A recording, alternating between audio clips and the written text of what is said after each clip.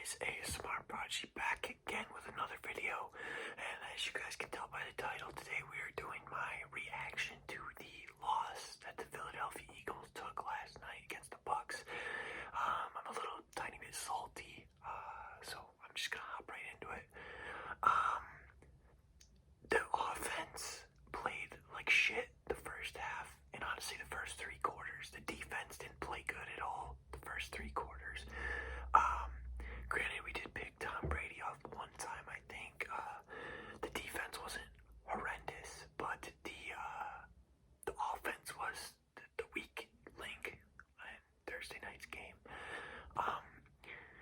And that game was honestly still very winnable for us. We had like 4 or 5 minutes left on the clock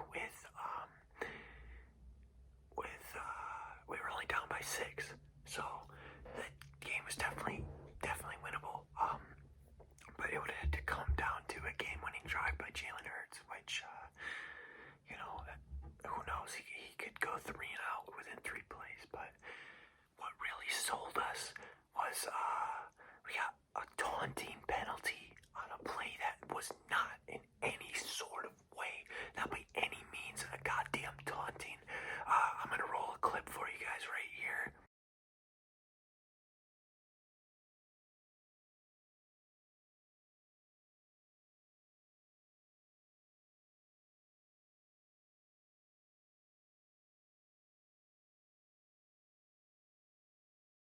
And as you can tell by watching that, I mean, if you can't tell that, if you think that's a taunting, you need to go to the eye doctor and get your goddamn eyes checked, because there's no way that play decided the game.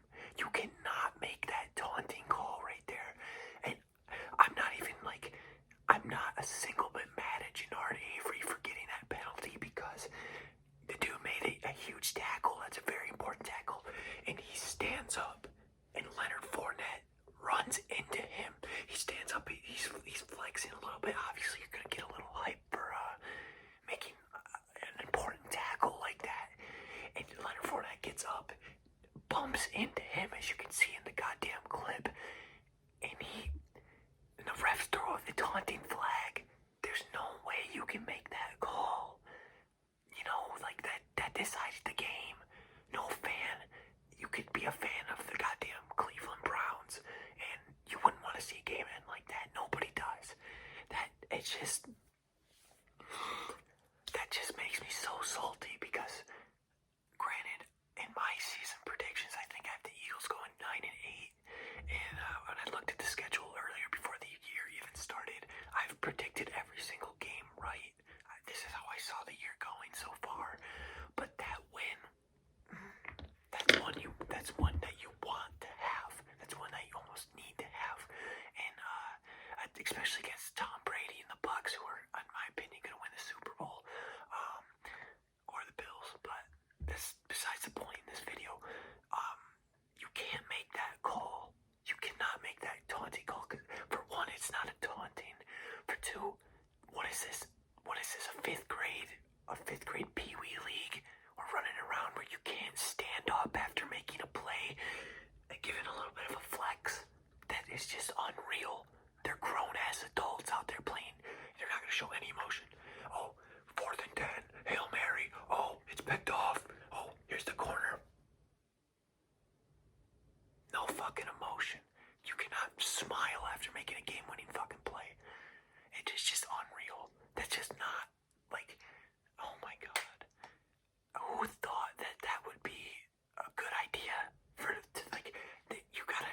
The refs gotta know, like, a taunting, in my opinion, is when you make a tackle and you get up and you rub your goddamn nutsack on their forehead. That's what I think a taunting is. Not I made a stop. No. It's just so annoying. I'm so salty. It's literally a day after, and I knew I had to get this video out, because it's just unreal, and it's shitty. And I know that nobody wants to see a game end like that. I'd say the Eagles had a 10% chance of winning that game if the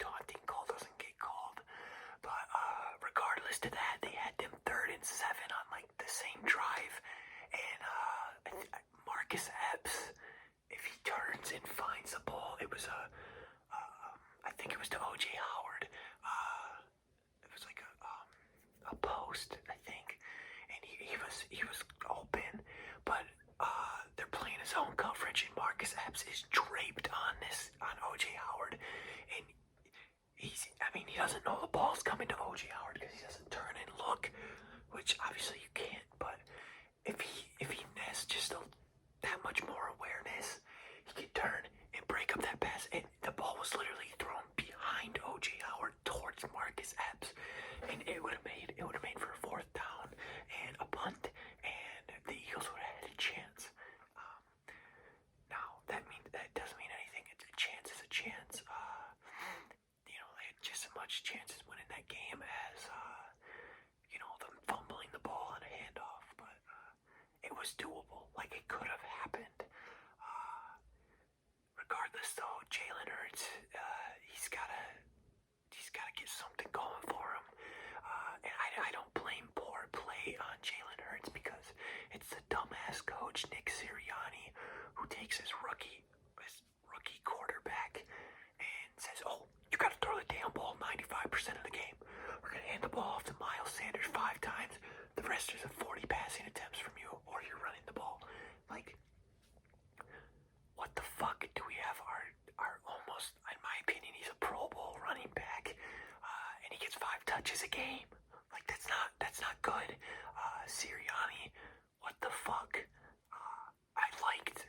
I thought the signing of Nick Sirianni was gonna be the turning point for this team, but I guess not. The play calling is absolute dog shit.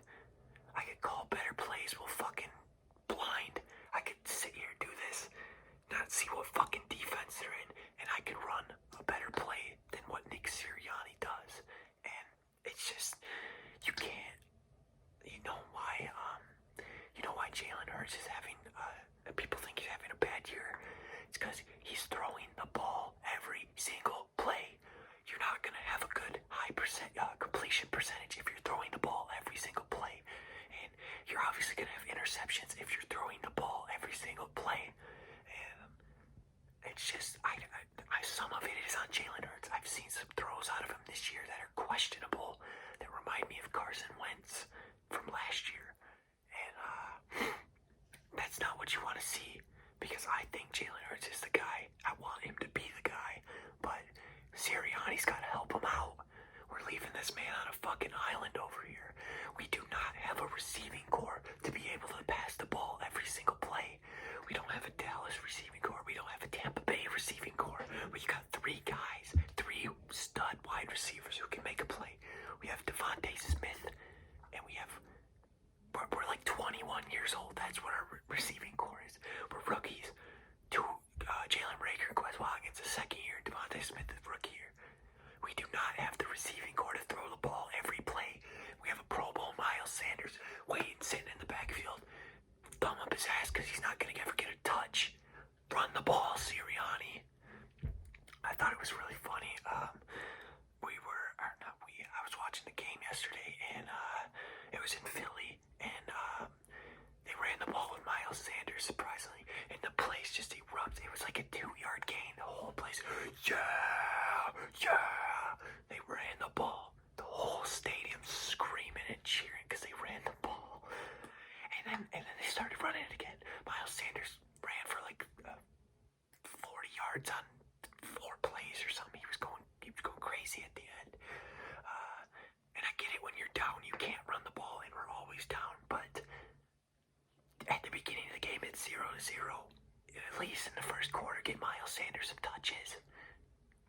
Like, come on. That's what? He's a running back. Run the ball. Oh my God.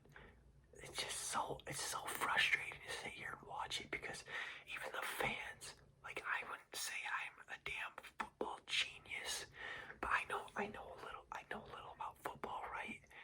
And I can just see that this offense would run so much more smoother if we give Miles Sanders at least 1 run per 3 plays, right? Because obviously the Eagles suck and they're gonna get 3 and out of it. But at least once, hand that shit off to him, because we don't, and it's not right, and it's just horrendous. Anyways, I'm done with the